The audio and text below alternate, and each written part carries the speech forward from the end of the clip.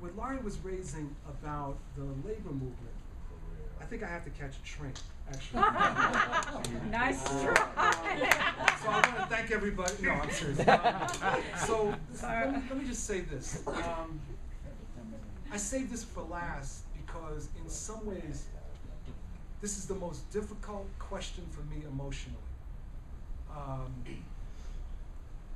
As someone who came into, I was working at the AFL-CIO shortly after John Sweeney was elected in '95.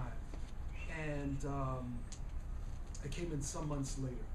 And it was a reform movement. Contrary to those that said it was a palace coup, it was a reform movement within a certain construct. And there was a lot of experimentation, a lot of very good people got energized. But one of the things is that the movement and its leadership was never fully prepared to push the envelope, but so far, because it's still thought at the level of respectability. You know, at the level of we are still, at least theoretically, players in the US political arena, as opposed to recognizing that we were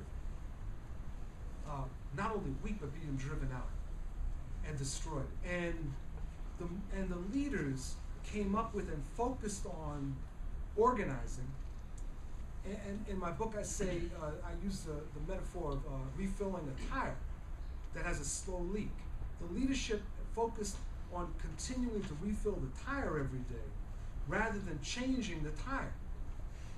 Right? Rather than fundamentally repairing the tire, what it was thinking about, even in its best incarnations, refill, put more air into the tire so that we can keep driving in more or less the same way. And so the challenge that we have at this moment is that ain't gonna be, it's not working. No matter how fast we go out and we put that hose on to refill the tire, it's simply not working. So, so one thing I'd say is that our strategy is challenged.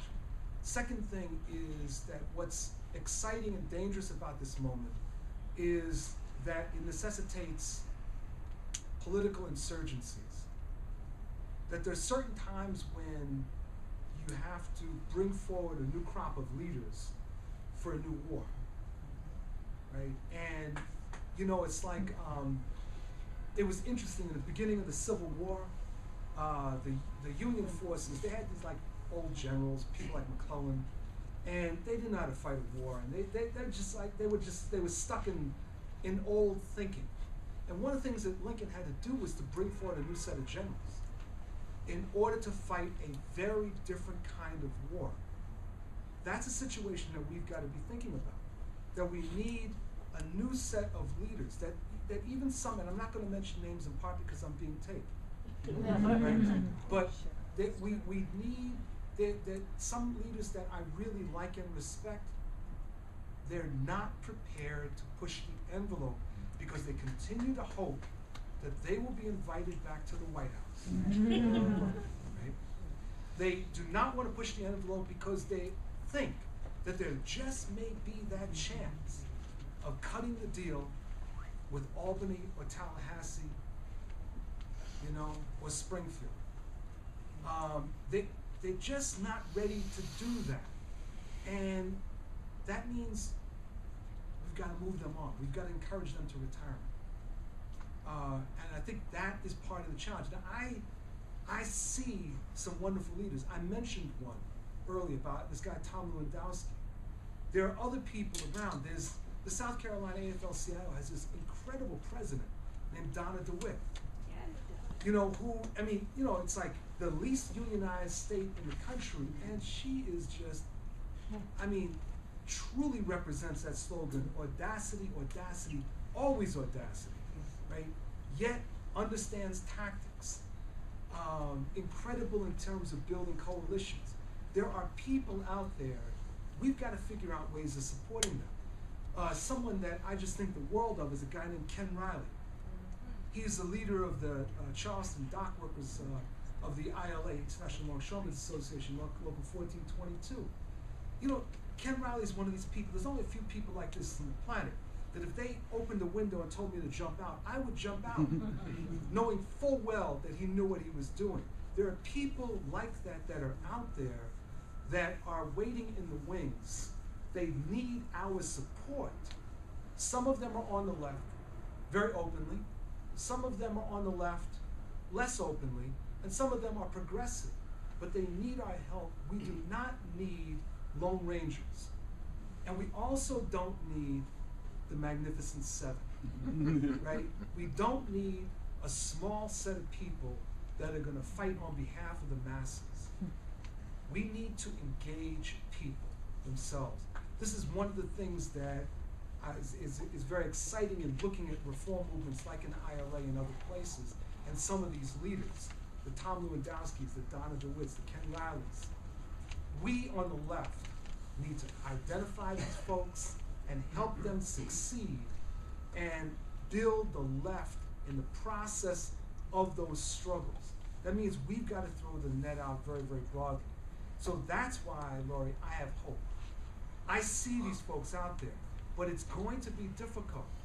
You know, there are people that I respect a great deal that will give incredible speeches that are in leadership and organized labor. Incredible speeches. And yet, you know, there's not enough change.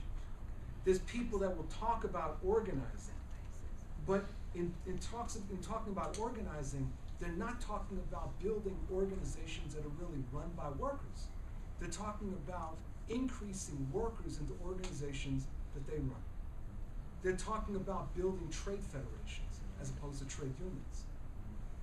And so I think we've got a hell of a struggle on our hands. But see, let me just end with this. A month ago, 6 weeks ago, we would have thought Mubarak was there until he was carried out, dying of natural causes. Not because masses of people removed him. We would never have expected the kind of upsurge that we've seen. We now see that people, once again, our revolutionary optimism has been vindicated. That people, even people who have been despairing, and don't get it wrong, people in the Arab world have been despairing. They've been under the heel of the US, the British, the French, the Israelis in the case of Palestine. They've been under their heel for decades. They've been having to pay homage to these tin-potted dictators. They've been suffering immensely. You know, when I hear people complaining about when we have Fox News and we don't have an alternative press, damn, look at the Arab world. I mean, talk about not having an alternative press. Yet, millions of people walked. And they brought it down. So the bottom line is that we can do it. We have to force some change, including in many of the organizations that we're operating in, and we're going to have to encourage some people to retire because they are invested in the last war. Their strategy is for the last war. That war ended when the Maginot Line was broken. That war ended years ago for us when we gave up organizing the South and the Southwest. That war ended when leftists were purged out of the CIO. That war ended when PATCO took place and we were silent. Right? It was over. It's the 21st century. Now it is time for us to go forward and we can actually